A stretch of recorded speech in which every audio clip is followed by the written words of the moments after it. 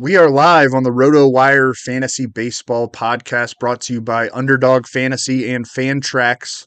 I'm Drew Silva. With me here is Ryan Boyer. It is the afternoon of Saturday, March 11th. We'll continue our category preview series on this episode with home runs. In some of our other category preview shows, I almost find myself apologizing for the stat that we're discussing, like pitcher wins, antiquated, hard to project. Runs scored, those can tend to be very situation and teammate dependent. ERA, there are a couple better ways to evaluate individual talent for a pitcher than ERA, but yeah, now we get to do home runs, which is unquestionably the best result of any at bat for a hitter, if that even needed to be said. Ryan, home runs, good or bad? Discuss. Very good. The old hard hitting analysis. Yeah. I mean, the last category you and I did together was wins, which, as you mentioned, that's, I understand why we do it in fantasy, but not a great way to measure one's success. But dingers, man, everybody loves dingers. Chicks dig the long ball, right? That old commercial is still relevant today. Yeah. Before we jump in on that, let's run through a couple of mid-spring headlines. The World Baseball Classic is underway in some pools. Team USA getting started here on Saturday night. What time is that game? Do you know? I'm not sure. I put you on the spot. Yeah, I don't know. It's on Saturday night. It was. I've enjoyed watching like Japan and Korea so far. I don't know. I like the World Baseball Classic because at this time of the spring, I'm just tired of watching meaningless baseball games. So it's, yeah. I feel like I've talked about it on every episode that we've done so far, but it's like, I don't know. After a couple innings of like the first game, the first Grapefruit League, Cactus League game that I'm watching, I'm like, all right, like when does the season start again? I know you get so amped up, and then you turn it on. It's like, yeah, this is not what I was looking for. By the third inning, you're kind of done. But yeah, the World Baseball Classic is like, there's people in the U.S. like it. I'm one of them, but it's just so fun to see internationally, like how much they get into it. Like the fans just go absolutely crazy. I love that they, like, when their team is batting, they're just like going wild, and when their team's pitching, it's just complete opposite. It's like goes completely silent. It's just they're really into it and got just fun activities during the game and all that, and it's pretty cool for the sport. And there's, anticipated to have huge crowds for some of these, like Colombia, Venezuela, and like the games in Miami and Phoenix are apparently selling a lot of tickets. So that's good to see some people at that ballpark there in Arizona. A bad week for injuries, man. Yeah. Like it was the Yankees camp got hit, Phillies camp got hit, some of their projected starters or, maybe future starters. The Rockies, like they might not even be able to field a team this year. What's the lead story from camps in Florida and Arizona? Probably Andrew Painter or Rodon, Carlos Rodon's with the forearm strain. Yeah, I think probably Rodon. The Yankees are predictably downplaying it, saying it's relatively minor strain. If this were the regular season, he would be pitching through it. And I don't doubt that that's true, but we're also talking about a guy who's not known for his ability to stay healthy. So any arm issue has to be a one level of concern. The Yankees mentioned that his last spring training start, it may have been his only spring training start, that they purposefully told him to dial back the velocity, which maybe that's true. But now after the forearm issue comes out, that's kind of makes you wonder. As we know, forearm issues can be a precursor to elbow issues and Tommy John. Don't want to jump to conclusions quite yet, but, again, Rodon, not exactly a bastion of health during his career. Yeah, I wrote up that note for Rodon. Was that whenever that news was released with his diagnosis, and I noticed that the previous note on him was about how the Yankees told him to dial back the velocity, and I was like, "Is there a tie-in here?" But I didn't want to make that leap. So probably Clark Schmidt takes that rotation spot. They've kind of already indicated that's the way they're going to go. At least I would say it's probably going to be through all of April, and who knows? Like you said, forearm strains. You don't always make 100% recovery. It's not necessarily the easiest rehab process, and it can cause issues with other parts of the arm as well. So, Clark Schmidt, a really talented guy who showed well mostly in relief last season. Do you see him as like a fantasy riser for you? It's probably going to be toward the end of a draft, maybe like later rounds where you would take a chance on him. But he's got the stuff. Like there's some swing and miss in that profile. Yeah, I mean, I think he's a fine as a late round flyer. I'm not sure how deep he's going to be able to pitch into games. Hmm. Is like you mentioned, mostly in relief last year in the majors. He didn't throw a ton of innings in the minors. He did start exclusively at AAA, I believe, last year, and put up great numbers there. A little less so in the majors, but still good. Like you mentioned, his stuff is good. I think he's probably more a potential streaming type option. And if by the time Rodon makes it back, I don't know that Schmidt is going to be stretched out enough to go more than 4 or 5 innings. So, yeah, a late round dart throw, I'm fine with that. Between Rodon and Frankie Montas, there's going to be, openings in that rotation. Domingo Harmon pretty much already had a rotation spot locked up, I think, after the Montas news, but he's a guy who's posted a good ERA last year. Strikeouts were down, though. He's got some home run issues. I think he's a little bit more stretched out probably than Schmidt. So from that perspective, maybe he's a little more interesting early on in the year. But yeah, I think both of these guys are probably more late round flyer material. Makes you think about the Yankees offseason and even going back to the trade deadline last year, like they dealt away some of their starting pitching depth, Jordan Montgomery for Harrison Bader, who's another guy that's hurt. Yep. A lot of oblique issues around camps for sure. It's kind of typical this time of year, but I get why the Yankees didn't have like a huge offseason. I didn't feel like they needed to do a ton. I know for a lot of Yankees fans, it's like World Series or bust, but they had a pretty successful year last year and a lot of those names returning. So I felt like getting Rodon, and it was like it was like a B minus for an offseason. It was all right. But now you're looking at it, it's like, man, their pitching depth is really going to be tested. Um, I mean, I think if they could do it over, they'd probably try to find a center fielder in free agency and hang on to Mhm. Montgomery. Um, I mean, this is, I don't know, with the Bader situation, I think it's a really nice fit for him there in the Bronx, but he just hasn't really been on the field enough, for it to be an impactful move. And with this oblique, it's going to be a while before he does get on the field for them again in 2023. Yeah, he seems, like a fairly popular kind of sleeper pick, I feel like, because he's been, stuck in St. Louis in a pitcher friendly ballpark his entire career. But like you mentioned, he's really had trouble staying healthy. And he's got this new injury to deal with now. I know the Yankees would prefer not to put Judge back in center field. They might have to a little bit. They might move Aaron Hicks back to center field. Estevan Florial is out of options. He could be an option in center. I know Boone pretty much guaranteed that Rafael Ortega was going to make the opening day roster. He's also an option in center.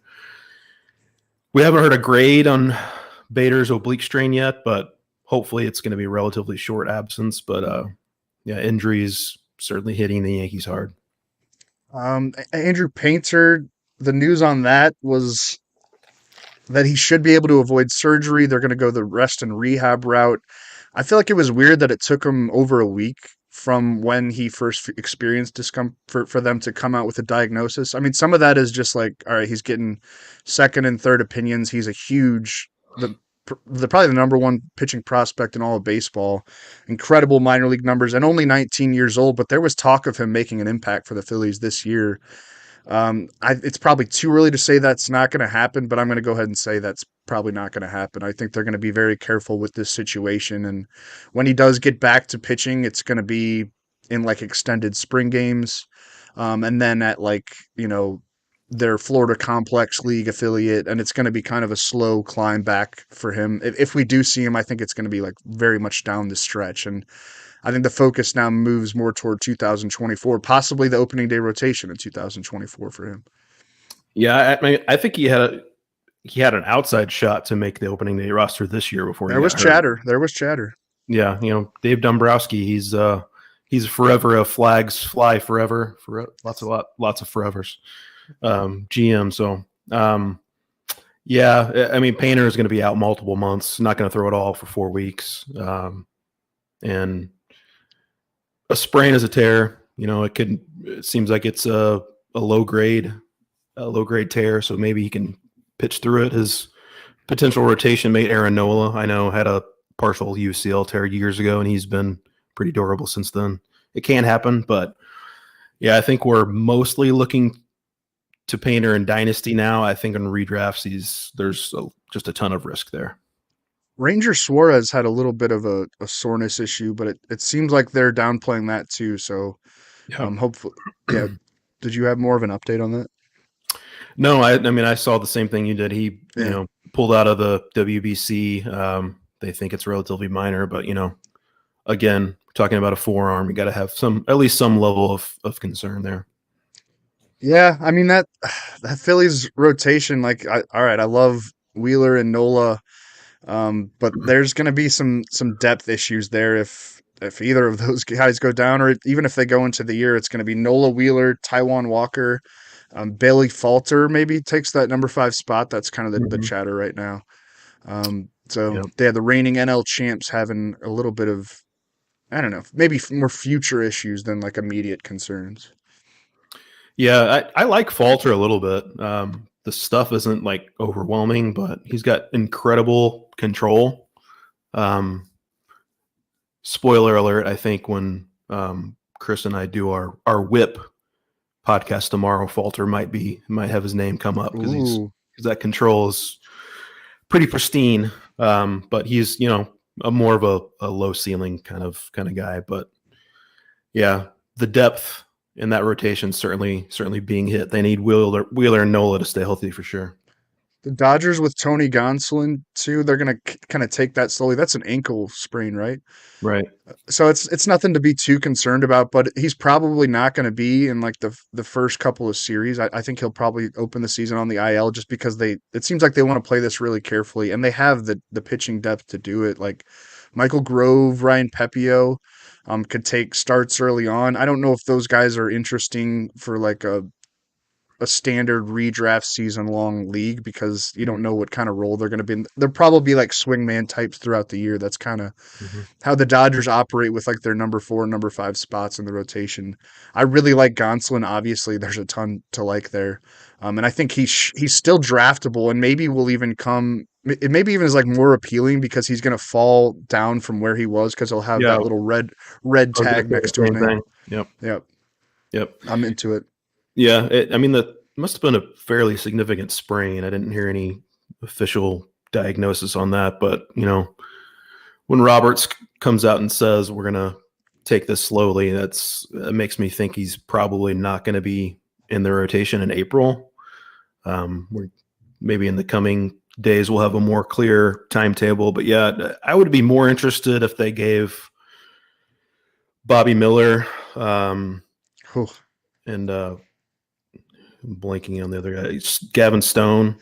Those guys are more interesting as far as their pitching prospects go. And I know they came out and said that Miller's not going to pitch in any Cactus League games. They're kind of taking things slow with him since he had a big build-up and workload last year. So, yeah, the way the Dodgers operate, as you mentioned, I can't imagine Pepio and Grove being pitching too deep into games. They both have, Pepio especially, have control issues as well, so that's going to be a factor in going deep into games. So they're more guys to monitor, I think. If you're in a deeper league, a 15-team league, maybe throw a dart at them. Also on the Dodgers, good to see Miguel Vargas is swinging a bat in a game finally. He was on like a no swing restriction for their first week of Cactus League games, but still managed to draw like 4 walks. Yeah, felt like he was leading the Cactus League in walks even though he Yeah, couldn't swing a bat.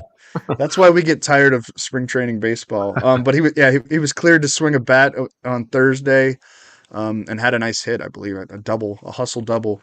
So that's good to see. I really like him as like a deep second baseman. I mean, that category kind of falls off a cliff pretty quickly. And I know he didn't light it up last year in the majors, but great minor league numbers, like a really intriguing offensive skill set. Probably going to bat pretty low in that lineup. But I think he has the skills to put up some counting stats, even if he's like hitting eighth, as that lineup turns over a lot. Right. Yeah. I love Miguel Vargas. I mean, there's a little bit of a question, I think, with that power tool, but the hit Mm. tool is fantastic. And those kind of guys, like those elite prospects like that with great hit tools, and the scouting report says kind of the power could be maybe a little iffy. Those guys have a tendency to kind of figure out the power thing at the major league level. And I think he could definitely do that. Yeah, I love Miguel Vargas he's climbing up ADP wise a little bit, especially with the news that he's going to be kind of cemented in there at second base. But yeah, love him as a target later in drafts. Speaking of power, should we get into it? Yeah, let's do it. All right, I got a couple live reads to knock out first. The fantasy baseball season is underway, and there's no better place to play than Underdog Fantasy, the easiest place to play fantasy baseball. Right now, Underdog has MLB best ball tournaments live, including the Dinger, which has 500 grand in total prizes. In best ball, all you are doing is you join a contest, you draft your team, and that's it. There are no waivers, no trades, and no in-season management. Draft 20 rounds of players and get the best cumulative scores in your starting lineup. 3 pitchers, 3 infielders, 3 outfielders, and 1 flex each week of the regular season. Getting started is simple. Go to underdogfantasy.com, sign up with the promo code RWMLB, and get $100. I lost my place. Sorry. Sign up with the promo code RWMLB, and not only will Underdog double your initial deposit up to $100, but you'll also get 6 months of our RotoWire subscription for free. Again, that's Underdog Fantasy, promo code RWMLB. Draft your 100K Dinger team today. And if you're looking for a place to customize your fantasy league and play a variety of formats, we cannot recommend Fantrax enough. Create the scoring systems that you want to play with, tweak how waiver wires work, categories, scoring system, schedule. Fantrax offers custom solutions for all of that and more, and it's all free. I'm in a slow draft on Fantrax right now with you, Ryan, actually. And that specific league has different ideas about, how the scoring system should be run, what kind of roster positions we want. It's nice to be able to input all of that stuff to your own taste, to your own league mates' taste. Sign up for free today and be entered to win an official MLB signed jersey from Vladimir Guerrero Jr. Simply go to fantrax.com/rotowire and sign up today. That's fantrax.com/rotowire. Fantrax, the home of fantasy sports. All right, let's get into home runs. Finally, sleepers, busts, deep league options for dingers. The leaders in that category from last year, let me run through the top 20 real quickly. Obviously, some big names here. Aaron Judge with 62, a new AL home run record. Kyle Schwarber had 46. Pete Alonso with 40. Trout, Austin Riley, Yordan Alvarez, Christian Walker, Mookie Betts, Paul Goldschmidt, Rowdy Tellez, Shohei Ohtani, Matt Olson, Anthony Santander, Corey Seager, Vladimir Guerrero. Again, you can win his signed jersey with Fantrax. Manny Machado, Anthony Rizzo, Willie Adames was kind of a surprise, shooting up there to 31 home runs. Giancarlo Stanton at 18. Eugenio Suarez had 31. Nolan Arenado with 30. Rhys Hoskins with 30. That rounds out the top 20. I don't know. Any names stick out to you there? I mean, it's kind of obvious stuff. I mean, the thing that sticks out most to me is that Judge had 16 more home runs than everybody else. And then there was another gap too with Schwarber. He had 6 more than the next closest person. So also looking at that leaderboard, a lot of those guys are kind of the StatCast behemoths. And I feel like if we're going to get the deadened ball, dejuiced ball, whatever you want to call it, again in 2023, and I think we probably are. I can't put anything past Major League Baseball. They've proven that they can't really be trusted in that regard. But I think the deadening of the ball, the humidors is installed in different parks, the more emphasis this year on speed. I think it's all a theme here. I think they want more balls in play, not as many,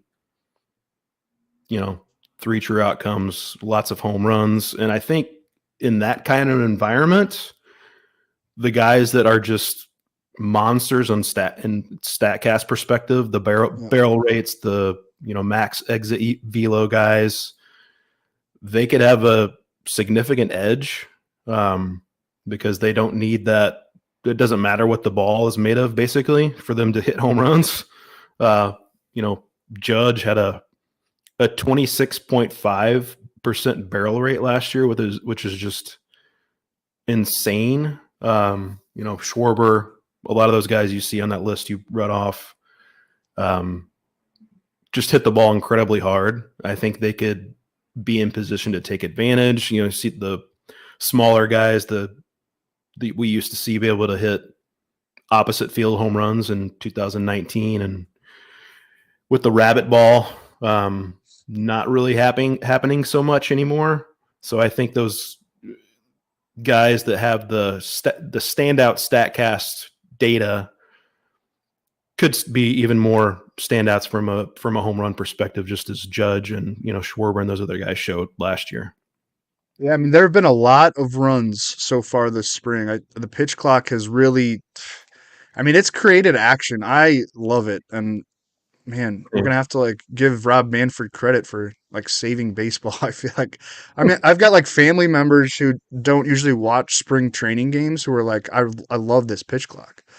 I think it's going to be a really great thing for the sport in general. I wouldn't be surprised if we start seeing it at like other levels of baseball too, like amateur ranks. I really think it changes the sport and makes it more exciting. And pitchers can't like take all the time they want and load up. The batters have had to adjust to that. Like they're the ones that are getting dinged for it more early on, but they've quickly adjusted. Like I believe this past week there was like 1.2 what are they calling them, violations per game, and like in the opening week of spring games it was more like there was 2 every game, or like 1.8. So it's already dropping. I think everyone's adjusting to it real well. The WBC guys though, they're playing in games without a pitch clock, so it's if you go to the finals in that, you're going to have not even a full week of games before you have to launch right into the regular season. That could be in a bit of an adjustment period, but these are very good athletes. I think they'll be all right. Let's look at some betting odds leaders to lead the league in home runs this year. Aaron Judge is the favorite at plus 550. Why not? Mike Trout at plus 850. Pete Alonso plus 900. Yordan Alvarez plus 1,000. Kyle Schwarber plus 1,100. Vladimir Guerrero Jr. plus 1,200. They've made Rogers Center a little more hitter friendly. I kind of like that play if he can stay healthy. Austin Riley plus 1,300. Fernando Tatis Jr. plus 1,400. That's just kind of to create action, I guess. I don't know.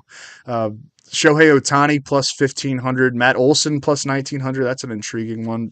You have this list up, right? Is there any like long shot plays that you like? O'Neal Cruz at plus 8,000. That's the one I was going to say. I mean, speaking of StatCast darlings, I mean, he's like basically on par with Aaron Judge as far as StatCast goes. He's got the hardest hit ball in StatCast history. The range of outcomes with him is pretty vast, but it's certainly within the realm of possibility that he hits 40 plus home runs. So yeah, plus 8,000. I might have to lay a little sweet action there. $5 on it. Yeah. I mean, I'm looking Juan Soto plus 3,000. He's not usually like a raw power hitter. He could certainly do it. Eloy Jimenez is kind of a sleeper at plus 3,000. Yeah, I like that one too. He's healthy and like apparently in great shape. I mean, I know that doesn't mean a lot to a lot of people this time of year, but he like bulked up. He's ready to be a power hitter, or he actually like got leaner because he wanted to play the outfield, but he's just in really good shape altogether. There's a couple other names on this list, but some of them are my sleepers. So we'll just jump into that. Get us started, Ryan, with a sleeper that you've identified in the home run category. Yeah, so the first guy I wanted to talk about is Tristan Casas, former top prospect. The overall numbers when he got up with the Red Sox last year, not super, but 1069 OPS, 3 home runs over his last 13 games. He had a 20% walk rate, and a pretty digestible 24% strikeout rate. I think that's always a good sign when a hitter that green can come up and show good plate discipline. He's kind of known as a kind of eccentric, kind of hitting savant type, he's been compared to Joey Gallo in that regard. I don't know if you saw that article that came out about his pregame routine.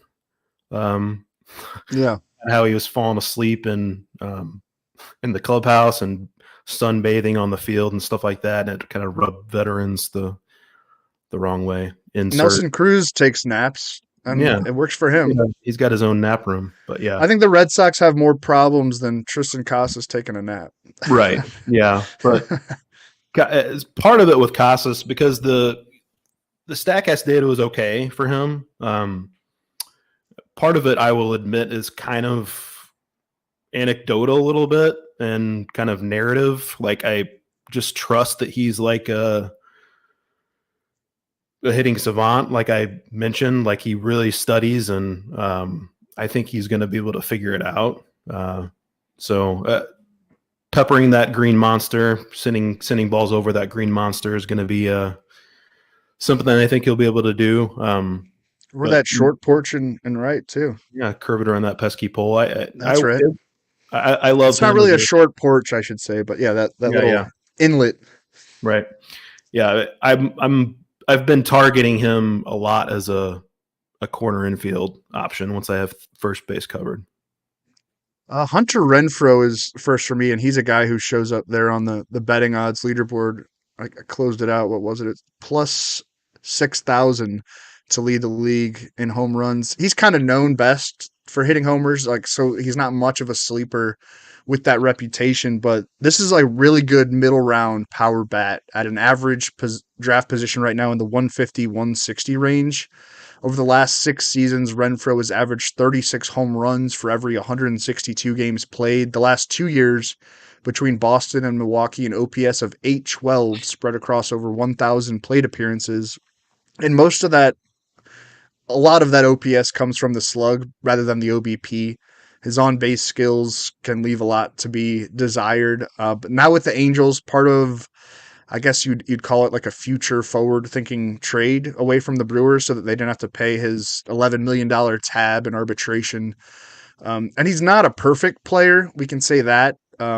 But when he's healthy and in the lineup, he's usually hitting bombs. Renfroe was 86th percentile in exit velocity among all MLB hitters in 2022. If the Angels can have better luck with keeping their stars healthy, the RBIs should be there too. Probably slot Renfroe into the number 5 spot in their order behind Taylor Ward, Mike Trout, Shohei Ohtani, and Anthony Rendon.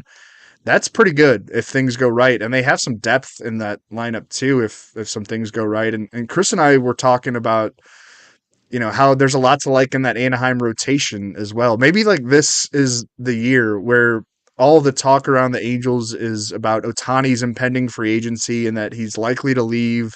And they finally actually meet expectations for once, and they get Trout and Ohtani their first playoff wins.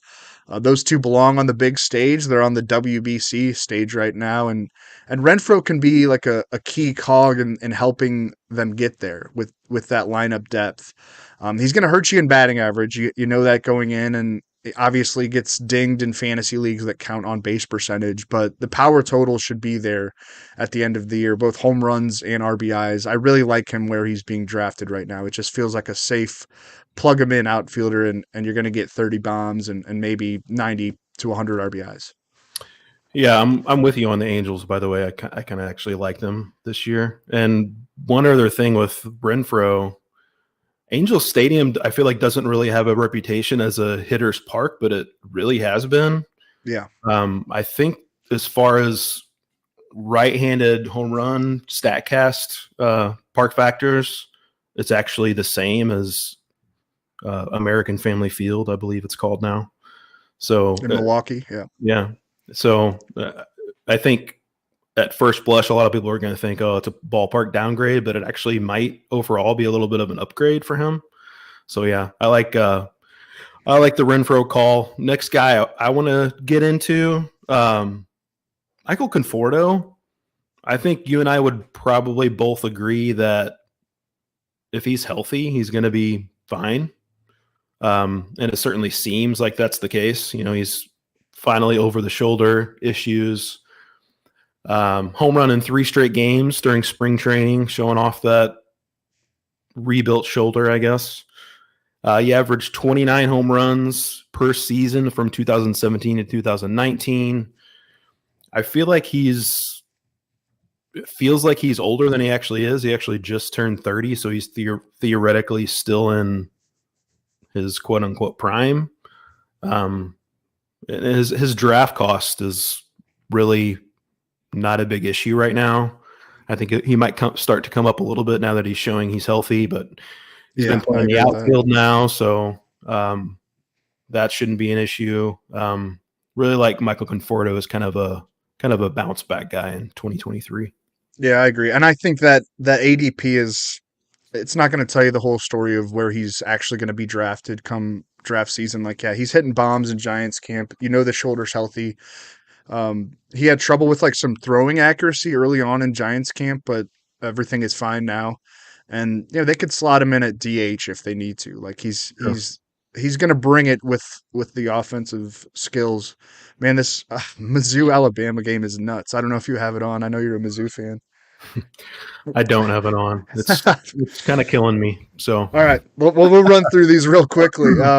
Brandon Lau is another guy for me. It might be easy to forget about him with all of the bad injury luck last season, but he's healthy and raking apparently in Rays camp this spring. Definitely healthy and apparently raking, I should say. 160-ish ADP for a guy who has gone top 100 in drafts in like the very recent past.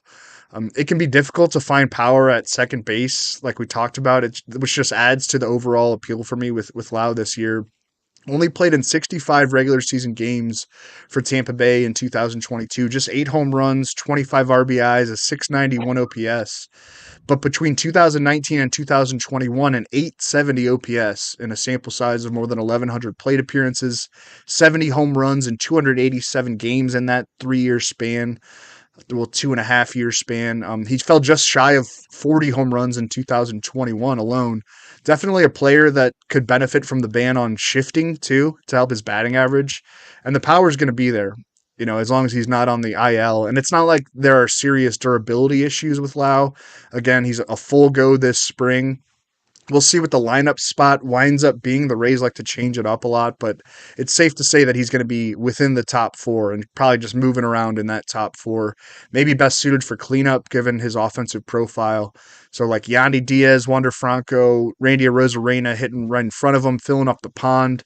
I love the home run and RBI upside at the current draft day cost. I'd consider it a great feeling to plug Lau in as my starting second baseman with the power that he brings at that position.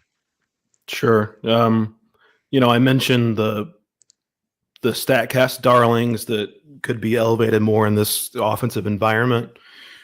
Brandon Lau has a 14% barrel rate in his career, which is a huge number. Only 18 players had a higher barrel rate than that for just 2022. So it gives you an idea, and again, that's his entire career, not just, one season. So love the Brandon Lau call. Another guy I feel like has kind of gotten lost in the shuffle.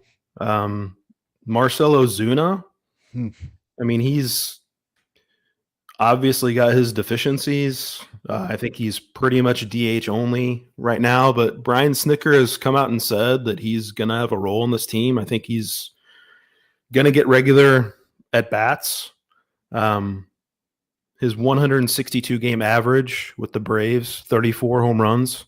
I do not expect him to play 162 games, but I think 30 home runs for Ozuna is within the range of outcomes, and he's dirt cheap in drafts right now, going outside the top 300 picks right now. So basically free, and outfield is not as deep now as it has been in the past. So Is that true?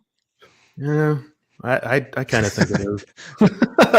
Well, it's hard. It's hard to say because there are so many. It's like, I don't know. It's like saying I'll say starting this, pitching isn't as.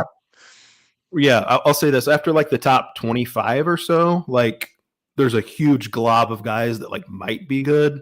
Yeah, I don't know if that's you true. can, necessarily count on it, but there's some that are going to be very good, but there's fewer like money in the bank types, I think, in the outfield. And Ozuna, if you can get him as your fifth outfielder, I think that's a pretty good play.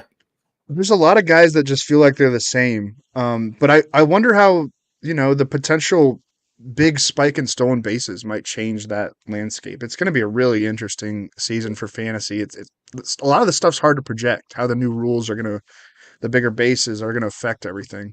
We're kind of learning along with the rest of you. Yeah. Josh Young stands out for me. His first showing in the majors was a little rough. Lots of strikeouts, a 204 batting average, a 235 on base percentage. But he did connect for 5 dingers in his first 25 big league games with the Rangers. The power's there. He was coming off a major shoulder injury, so the lack of consistency at the plate, I think, can be excused a bit from a couple different angles. Now he's further and further away from that shoulder injury. He should be locked in as the Rangers' everyday third baseman out of the gate. In his 153 total games in the minor leagues, Young batted .311 with a .919 OPS, 30 home runs, and 118 RBIs. Again, that's in 153 career games in the minors, spanning from the Arizona Complex League to AAA. The guy can hit, and he's already shown that with 2 home runs in the Cactus League so far. ADP in the low to mid 200s. I'm going to guess that he'll be rising as like prime fantasy draft weeks approach, and we are getting there quickly. I think Young's really interesting. I think the Rangers are kind of interesting in general. They've certainly spent a lot of money over the last 2 off seasons. Seager, Marcus Semien, Jacob deGrom. Let's see if it pays off for them. But I really like Young as kind of a post type guy going into this year.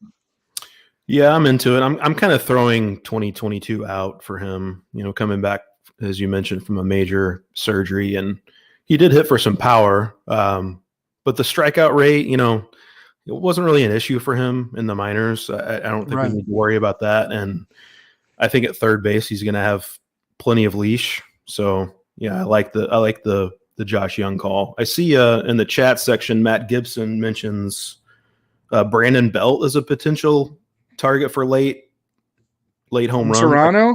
I'm kind of digging that. Yeah, I like that too. He has mentioned like this is the best his knees have felt in a while.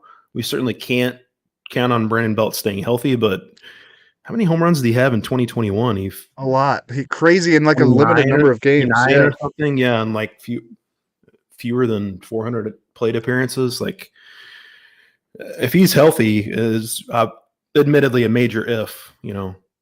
I think he is going to pile up a good number of home runs. So I like that call. Yeah. The Blue Jays have said they're going to DH him, so he doesn't have to play on the turf. They have dirt. He doesn't even have to set foot on any of that turf. If he's healthy, I think he's a great sneaky power bet, hitting like 6th in that lineup, just cleaning up the RBIs. I've written a few things about Belt so far this spring, but I haven't really considered him as a fantasy asset until now. But I love that call. Yeah. First base is so deep that you don't necessarily have to get down that deep unless you're in 15 plus teams. But yeah, if you are, I think Brandon Belt's a good call. Let's go deep. You got some deep league options. Yeah. Speaking of deeper leagues, one guy, Nolan Gorman, the Cardinals, as have some things to sort through as far as playing time goes. I'm not sure exactly how it's going to shake out for Gorman, but off to a nice start this spring. He can play second base. He can DH. He had 30 home runs, over 501 plate appearances between AAA and the majors last year. Lots of strikeouts, but he also had I mentioned the 14% career barrel rate for Brandon Lau. Nolan Gorman's last year was 14.4%. I think betting on a 22-year-old with that kind of barrel rate who has that much thunder in his bat is a pretty good bet to make as far as a late round flyer goes. They're talking this spring about how he's been working on altering his swing a little bit to get to the high fastball, and he's hitting well so far this spring. So I like Nolan Gorman as a late round flyer. Yeah, it's weird how quickly we give up on these guys. Like, Right. all right, they get to the majors and they're not perfect. Spencer Torkelson is a guy for me, a deep league option. It feels like everyone gave up on him really quickly for the pedigree that he brought. Like number 1 overall pick in 2020 out of Arizona State, a consensus top 5 prospect leading into the 2022 season. He made the Tigers opening day roster out of camp last spring, and then yeah, he had a rough go of it as a rookie, but it's weird that we're not even hearing like much post-type chatter about Torkelson at all, or at least not what I'm seeing. I mean, this is like industry usually loves post-type guys. Mm-hmm. There were some bad signs with him, granted, like the basic stats, the advanced metrics, the lack of he wasn't even like really a good singles hitter.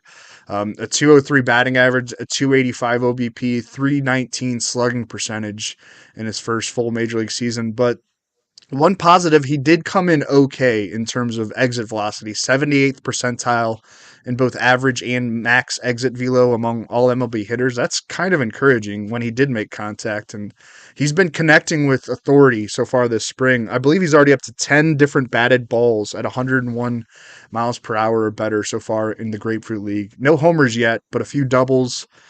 During his first pro season in 2021, Torkelson hit 30 home runs with a 935 OPS in 121 games between 3 different levels of the Tigers minor league system. I don't know. I mean, the Tigers really need him to be good in the long term, but like immediately would be nice too. And I think he'll get there, and maybe it happens this year. Like he's been too good of a power hitter at too many different places going back to college. For it not to happen eventually, and basically a free dart throw with an ADP in the high 300s, right around 300, high 200s, early 300s. I'll fire that dart late in the draft. Sure. You kind of stole a variation of the spring training stat that I was going to bring up too with Torkelson. I know they don't have the, what is it, TrackMan or whatever installed in every stadium, spring training parks, but as far as the parks that do have it, I saw that Torkelson, as of a day or two ago, I think was leading the entire Grapefruit League in spring training barrels. Yeah. So pretty good sign. Like you said, he's going super, super late, and there's dimension changes at Comerica this year. Maybe that's going to help a little bit. They're not like massive changes. It's not like Camden Yards as far as they push the fence back, but certainly could help. Another guy who's, I think, might be kind of going into the spotlight a little bit, Brendan Rodgers, unfortunately, shoulder injury. Looks like he could have season-ending surgery. Ryan McMahon is going to slide over to second base, open up third base. I think the Rockies could go a number of directions here with what they do at third base. They signed Mike Moustakas. They also have Nolan Jones, who I like Nolan Jones. Yeah, he's been playing some outfield, some first base, but his primary position in the minors was third base. I'm going to go with Elihuris Montero, though, as a deep sleeper. 28 home runs in 2001, 21 in 2022, over 481 plate appearances. Strikeout rate was an issue, but it wasn't really in the minors. He's still only 24 years of age, so I think that he can improve in that regard. Had an above average line drive rate, above average fly ball rate. Obviously, that could play well at Coors Field. He's not known as a great defender, so that could hurt him as far as locking down that third base job. And they do kind of have a potential easy platoon there with Jones as the left-handed bat and Montero as the right-handed bat. He might be on the short side of a platoon. But if Montero does get that regular playing time, I think he's got some upside, especially in that thin air in Denver. Yeah, I'll throw a little more Coors Field effect in the mix with Michael Toglia. The more injuries that happen in Rockies camp, the more Toglia is assured of an opening day roster spot, and probably an everyday role too. I mean, if he can hit his way into one, there's definitely a path there for him to get that. There was a whole lot of swinging and missing with him in 2022. 44 strikeouts in his first 31 major league games. I think around 120 plate appearances. So that's a big rate. But before arriving in Colorado late last summer, 30 homers in 114 games between Double-A Hartford to Triple-A Albuquerque.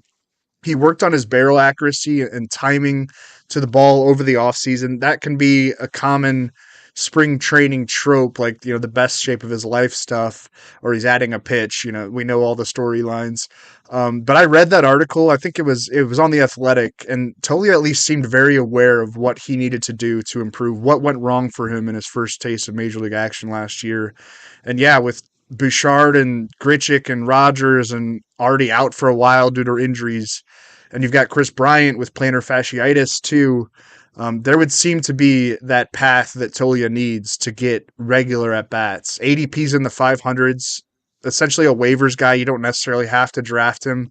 I think he's someone to keep an eye on in deeper leagues who, if he gets that everyday job, he's got the power to make it count in that very favorable hitting environment in Denver. Well, I know you're driving the Jerks and Profar bandwagon. Well, he just makes so much sense. It's just so obvious. A lot of sense, yeah. Because he can play second base. Sure, exactly, right. Yeah, but second base, corner outfield. Yeah. No, I'm with you on Toglia. You always, like you said, the anecdotal stuff about the, identifying that stuff. You still like to hear it, even though if it doesn't actually come into practice. He also has a little bit of versatility. He can be eligible at first base and the outfield. So I like that call. Another guy who's just destroying things at spring training, Christian Encarnacion Strand, early leader for Cactus League MVP honors. Is that a thing? I don't think it is. No, it shouldn't be. Yeah, 15 for 24, 4 home runs already during Cactus League play coming into today's action. He had 32 home runs, 114 RBI, and 122 minor league games last season, his first full year in pro ball. There's swing and miss in his game. He doesn't really draw walks, so he's not, a perfect hitter by any means. But as we know, Great American Ballpark can cover up, can be a nice deodorant for that type of stuff. I like that. Yeah, and it's turned into by far the best home run park in the majors. And I think Encarnacion Strand might actually have an outside shot to win an opening day job. Joey Votto's situation, he's been mostly playing first base, I believe, Encarnacion Strand. Mm-hmm. And Joey Votto's situation seems very much up in the air. I suspect he's probably going to begin the year on the injured list. Could miss a handful of weeks. So really like Encarnacion Strand as a deeper league play. It seems like the Reds did pretty well in that Tyler Mahle trade in the end. It was Strand and Steer and a player to be named later. Too, yeah. He could be. I mean, he could be the opening day third baseman too. So I think two young guys with some real projectable long term offensive ability. Will Benson, another sleeper on the offensive side of that Reds roster, which, I mean, it's pretty scarce of definite fantasy appeal. We're kind of reaching for some of these guys. Benson was acquired in a trade from the Guardians in February. Did not show well in a short stint in the majors last year in Cleveland, but he posted a 948 OPS with 17 home runs and 89 games at AAA Columbus. Also had 16 steals at AAA and already has quite a few. I think he's up to 3 stolen bases already this spring in the Cactus League. I think he's got 5. He's up to 5. Oh, man. Yeah, I knew that he was like at least near the top of the leaderboard, but yeah, he's probably leading everybody right now. He's a He's a big dude. very He's a big dude, but he can really run. he's a big aggressive player. I'm surprised the Guardians were so willing to give him up. They kind of like need a player like that, Yeah. but I don't know. He's not necessarily assured of an opening day roster spot in Cincinnati. But like we're saying with Encarnacion Strand and Steer, like it's not a tough nut to crack that lineup, getting into that Right. lineup. Great American Ballpark, a nice home environment for Benson to thrive in. Just really like the skill set for fantasy purposes. He shouldn't necessarily be drafted in standard leagues, but someone to watch for is like a mini breakout type, or to at least be kind of serviceable in a deeper league with his pop and wheels. If he does wind up getting into an everyday job with the Reds, again, a pretty open avenue toward him getting regular playing time on that roster. Yeah, I'm into it. He's got. I mean, if he performs well, he's certainly got a path to playing time. He's Yep. been playing a good amount of center field. We know Nick Senzel. It looks like he's going to get back to action soon, but he's a very poor bet to stay healthy. Right. Benson also had like an extreme fly ball rate in the minors. So, I mean, that's going to play pretty well at Great American Ballpark. So I'm into it, especially if you can provide a little speed too. I know this is a home run podcast, but we can talk about the stolen bases as well. Yeah. Want to get into some busts here. Adolis Garcia. You're trying to wrap this up so you can watch the end of the Mizzou game. Oh, I'm so Go ahead. transparent. Yeah, Adolis Garcia. Thing with him, the Statcast data looks good, but like the play discipline's so bad. Career 29.8% strikeout rate, 5.5% walk rate. His whiff rate in 2021 was in the 6th percentile, and 2022 was in the 8th percentile.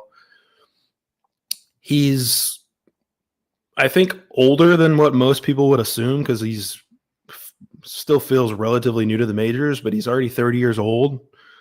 I just think, what he does have going for him, the Rangers outfield does not have much depth. Mm-hmm. And Leody Taveras is also a little banged up right now too. So, he should have some leash in that regard, but he just has some bottom out potential. I think that place discipline could just get so bad that, and the Rangers, as you mentioned, have spent some money. They at least fancy themselves as contenders. I don't know that they'll put up with Garcia if he goes through a just particularly awful stretch. And I think he has the potential to do that. So when you're using a early round pick, I would prefer not be a guy that has, that kind of low floor. I'll say that I don't think Aaron Judge is going to set a new AL home run record for the second straight year. I'm going to take the under on 63 homers if that bet is available. That's my bust. Wow. Aaron Judge. No, Patrick Wisdom stands out. Like, all right, 25 home runs in 134 games last year, 28 homers in 106 games the year before. But I kind of like what you're saying with Adolis Garcia in a way. He feels like a holdover from the previous era of Cubs baseball, like the in-between years. And now they want to be competitive again. We'll see if they can actually pull that off. I don't know if they spent in the right ways, but Wisdom lacks a lot of the all-around skills to be like a major contributor on an actually good team. Even with that raw power, he has a 214 batting average and 297 on base percentage since the beginning of 2019 season. I think the playing time crash comes this year and maybe even pretty early on. Like put Christopher Morel at third base. Yeah. When Seiya Suzuki comes off the injured list, he's another guy with an oblique. Mancini and Matt Mervis taking up the DH spot if you want to play Hosmer at first base. I see Wisdom probably getting squeezed out. He's fine like as a bench bat, but I don't see him being like the everyday third baseman. Once Suzuki comes back and Morel, wants to move into the infield. I know they're talking about using Morel as like just a super utility man, but I would trust Morel more with what he brings all around than Wisdom. Yeah, I mean, I talked about Adolis Garcia's strikeout issues. He makes, makes he looks like Juan Soto compared to Patrick Wisdom. Yeah. The Wisdom Statcast data is good when he makes contact. He hits the ball really hard, but I'm with you. Like there's even more bottom out potential with him than there is with Adolis Garcia. So I like that call. Another guy on the Cubs roster. I could see Dansby Swanson disappointing from a home run perspective. He hit, I believe, a career high 27 home runs last year, but strikeouts were up, walks were down. Wrigley, I feel like, has a reputation as a really nice hitter's park, and it certainly can be when the wind's blowing out, but it's actually below average overall for home runs for right-handed batters. And there's also the narrative of a guy, a new contract on a new team. It's hard to weigh that, hard to factor that in properly, but I think it's certainly a thing. It can be for certain guys. I could see Dansby Swanson being, certainly more of like a 20 homer guy. I would be more surprised if he hit 20 homers than if he hit 30 homers. Let me put it that way. Would you have been happy? How can I phrase this? If the Cardinals had given him that contract, happy is no. Yeah. Okay. I agree. Yeah. And I wish that the Cardinals would be more aggressive and get out of their comfort zone sometimes. I would probably agree with that, but I don't know if that's the guy that I'd rather them give that money to Carlos Correa, even if his ankle's going to fall off or whatever the Mets doctors were saying. Or they sent him. The Mets said they showed his exams to 9 different doctors, and none of them okayed it. I don't know. Just being very thorough, Drew. I love Carlos Correa, but I'm worried about what's going on there. Yeah. All right. You can watch the end of, or I guess I have one more. Gleyber Torres. It's just kind of obvious. I also had him as a bust in the runs scored category. It's just a fair warning that I don't know if he's going to be on the Yankees opening day roster, because rumors continue to swirl that he's going to be a trade chip for a starting pitcher, which they needed a few weeks ago, and they certainly need it even more now. Gleyber Torres to the Marlins for somebody, I don't know. There's easy ways. There's easy ways to connect the dots to where he's not going to be hitting at Yankee Stadium, and he's not going to be, hitting at the top of the lineup. The top of that Yankees lineup. So I would just be careful about drafting Gleyber Torres and expecting him to be a 30 homer guy at second base for you. Yeah, and even if he doesn't, even if he stays with the Yankees in that favorable home park, I think there's kind of some sneaky potential playing time concerns there. Yeah, LeMahieu and they're infield prospects. Yeah, they loaded with infield prospects. If you recall, he was on the bench opening day last year. Gleyber Torres was. I distinctly remember that. If he goes through peaks and valleys, which he certainly could, I could see him falling a little bit out of favor. And he's just been really inconsistent generally from a home run output perspective. What do you have? 9 home runs in 2021? Yeah, it's been very, very like this. He's kind of just each year he's a different hitter. He's a really hard guy to project, and I don't hate him, but I don't assume that the situation that he's in right now is the situation that he's going to be in, I would say. Yeah. All right, that'll do it for us. Thanks for tuning in to the RotoWire Fantasy Baseball Podcast, brought to you by Underdog Fantasy and Fantrax. Hopefully we shed some light on ways to attack the home run category. If not, scream at us on Twitter. I'm at Drew Silv. Ryan is at Ryan P. Boyer. Stay tuned for more episodes. We've got one every day of the week now. Peace out.